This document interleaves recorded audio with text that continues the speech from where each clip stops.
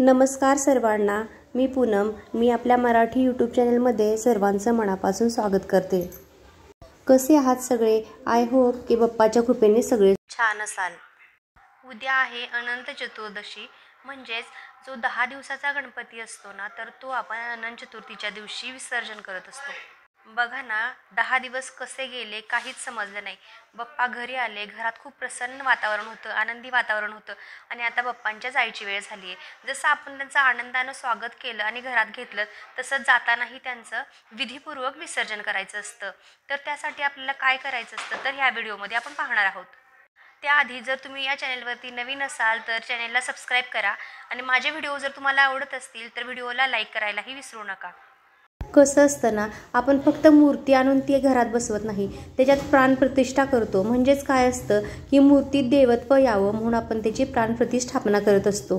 पण गणपती जाताना ही प्राणप्रतिष्ठा केलेली जी असते ना, तर त्याच्यासाठी एक मंत्र म्हणायचा असतो. म्हणजे आपण फक्त मूर्ती विसर्जन करणार आणि देवाचं देवत्व आपण त्या मूर्तीतून काढून घेत असतो. त्यासाठीच आपल्याला काय करायचं आहे, तर उद्या सकाळी जर तुम्ही गणपती विसर्जन करणार असाल तर घरी जे काही तुम्ही साधं भोळं जेवण केलेलं असेल, वरण भात भाजी पोळी जे काही तुम्ही घरात बनवलेलं असेल ते, प्लस त्यामध्ये बाप्पांचा आवडता पदार्थ म्हणजे मोदक, तर उद्या मोदक करायला अजिबात विसरायचं नाही. जसं आपण गणपती येताना त्यांना मोदक प्रसादासाठी करत असतो, तसं गणपती जातानाही मोदकाचा प्रसाद हा बनवायचा असतो. गणपतीच्या जायच्या वेळी गणपतीला हळद, कुंकू, अक्षदा, अष्टगंध सगळं काही अर्पण करून घ्यायचं असतं. त्यांना धूप लावायचा, दिवा लावायचा, तुपाचा दिवा, तेलाचा दिवा, तुम्हाला जे काही शक्य असेल तर ते तुम्ही लावून घ्यायचं. समया प्रज्वलित करून घ्यायच्या, खूप प्रकाश त्यांच्यासमोर निर्माण करायचा, फुलं वाहायची. तुमच्या ज्या काही इच्छा असतील, अपेक्षा असतील त्या बाप्पांना सांगायच्या. आणि हेही सांगायला विसरायचं नाही की बाप्पा, या 10 दिवसात आमच्याकडून काही चुका झाल्या असतील तर त्या पोटात घालून घ्या, आम्हाला माफ करा आणि आमच्या सगळ्या चांगल्या इच्छा तुम्ही पूर्ण करा. त्याच्यानंतर आपल्याला गणपती बाप्पांची आरती करायची आहे. आरती करून झाल्यानंतर आपण जो काही नैवेद्य बनवलेला आहे ना, मोदकांचा किंवा घरात जो भाजीपोळीचा नैवेद्य केलेला आहे तो दाखवून घ्यायचा. त्याच्यानंतर आपल्याला एक मंत्र म्हणायचा असतो. म्हणजे त्या मूर्तीमध्ये जे आपण जीवत्व आणलेलं असतं, देवत्व आणलेलं असतं, तर ते आपल्याला काढून घ्यायचं आहे आणि नंतर मूर्तीचं विसर्जन करायचं आहे.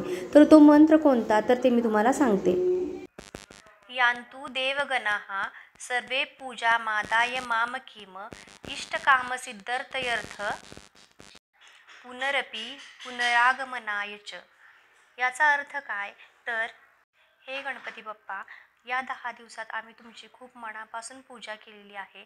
जर यात आमचं काही चुकलं असेल तर माफ करा आणि माझ्या घरातल्या सर्वांना इष्टकामना पूर्तीचा, समृद्धीचा आशीर्वाद द्या आणि पुढच्या वर्षी लवकर या, असं म्हणून बाप्पांना नमस्कार करायचा आणि बाप्पांची मूर्ती गणपती बाप्पा मोरया असं म्हणत 3 वेळा उचलायची आणि खाली ठेवायची, त्याचं आसन बदलायचं.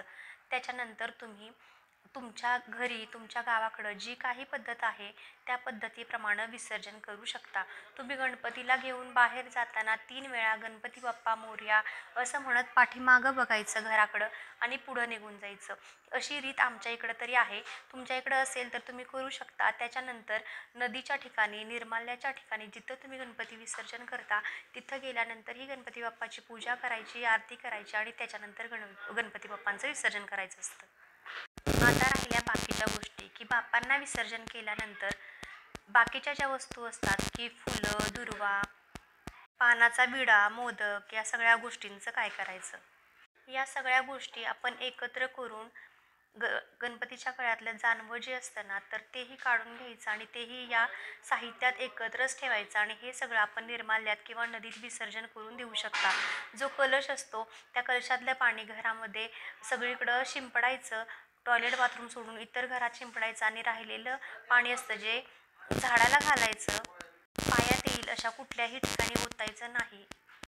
गणपती विसर्जन करून येताना नदीच्या ठिकाणचे 5 खडे आणायचे आणि ज्या ठिकाणी आपण गणपती पूजलेला होता त्या ठिकाणी ते 5 खडे पूजायचे. त्या दिवशी आपण केलेली आरास काढायची नाही, कारण गणपतीचं अस्तित्व त्या दिवशी आपल्या घरातच असतं.